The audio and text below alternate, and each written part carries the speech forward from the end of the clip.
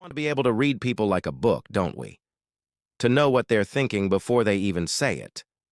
Well, with these three psychological tactics from Machiavelli, you will be able to do exactly that. These tactics have been used by manipulators and liars for centuries, but once you know how they work, you will be able to spot them from a mile away.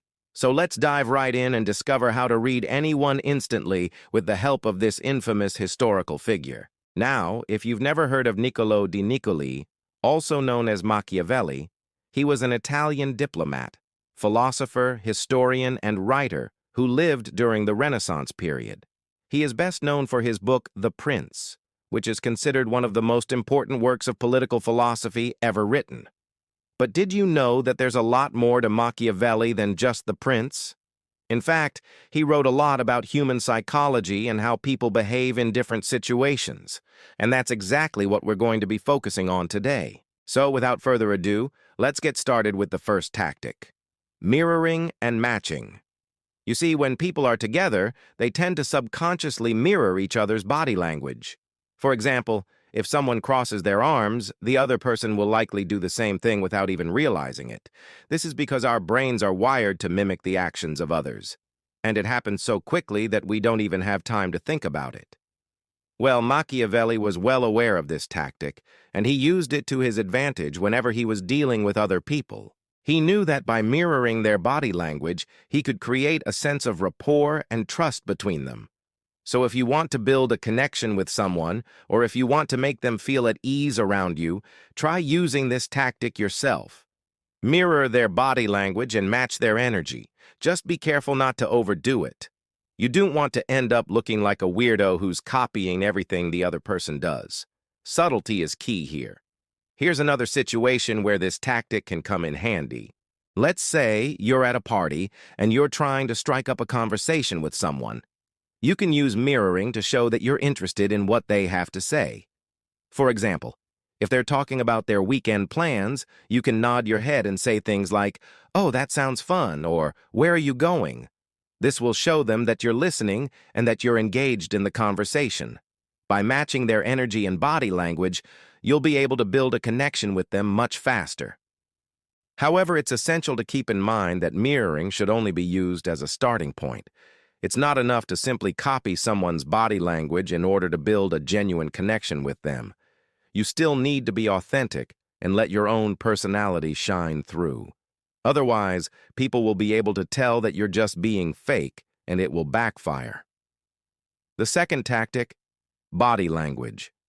You see, according to Machiavelli, the way we dress and the way we carry ourselves says a lot about our personality and our social status. He believed that someone who dresses well and carries themselves in a confident manner is more likely to be successful in life, while someone who is sloppy and careless in their appearance is more likely to be ignored and looked down upon. He also believed that our body language can reveal a lot about us, such as our level of confidence and our emotional state. For example, someone who stands tall with their chest out and their shoulders back is projecting confidence and power. On the other hand, someone who slouches and avoids eye contact is coming across as insecure and submissive. So if you want to make a good impression on people, pay attention to your body language and dress in a way that makes you look and feel confident. Stand tall, make eye contact, and avoid slouching.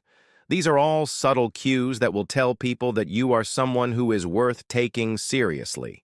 Let me share a personal story with you to illustrate how powerful body language can be. Early in my career, I had the opportunity to meet and network with a potential client at a professional event. I was eager to make a good impression and land some new business for my company. As I approached the potential client, I noticed that they were dressed very casually and didn't seem to be taking the event very seriously. Their body language was also quite closed off, and they seemed uninterested in talking to anyone. Of course, I could have easily brushed it off and thought that they were just busy or not interested in my company's products and services. But instead, I decided to pay closer attention to their body language and dress accordingly. I chose an outfit that was smart casual, and I made sure to stand tall and project confidence. I also made sure to keep my body language open and inviting, and I smiled a lot to show that I was friendly and approachable. To my surprise, this simple change in body language and appearance made a world of difference. The potential client, who had previously seemed uninterested, suddenly became much more engaged and receptive to what I had to say. They asked me several questions about my company and seemed genuinely interested in learning more. Eventually, they became one of our biggest clients, and I landed the deal that I had hoped for. But why did this happen? Well, it all came down to body language. By dressing professionally and projecting confidence, I was able to convey to the potential client that I was serious about my work and that I was someone who could be trusted to deliver results.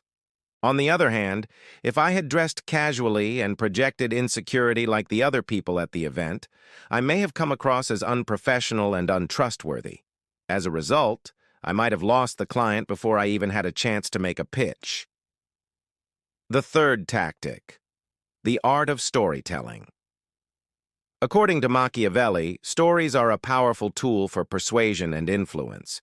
He believed that people are more likely to believe something if it's presented to them in a story form rather than as a dry piece of information. That's because stories engage our emotions and make the information more memorable and easier to understand. Machiavelli also believed that stories can be used to shape people's opinions and beliefs. By telling stories that reinforce a certain point of view, we can plant ideas in people's minds that they may not have considered otherwise. For example, if you want to convince someone that it's important to be honest, you could tell them a story about a person who was punished for lying. By putting yourself in the shoes of the liar, the listener is more likely to understand the consequences of dishonesty and be more likely to agree with your point of view. Machiavelli was also aware that stories can be used to make people forget certain facts or events. By controlling the narrative, we can manipulate people into forgetting things that would make us look bad. For example, if you're running for political office and there's a scandal from your past that could hurt your chances of winning, you might try to control the narrative by downplaying the importance of the scandal or even denying that it happened.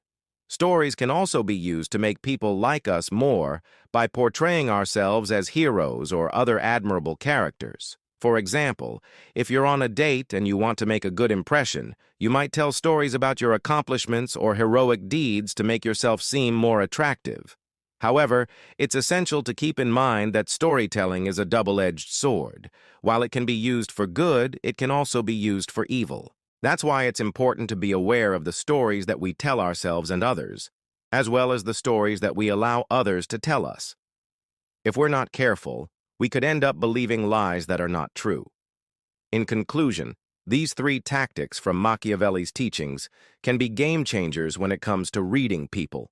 By understanding the psychology behind body language, mirroring and matching, as well as the art of storytelling, you'll be able to decode the hidden meanings behind people's words and actions.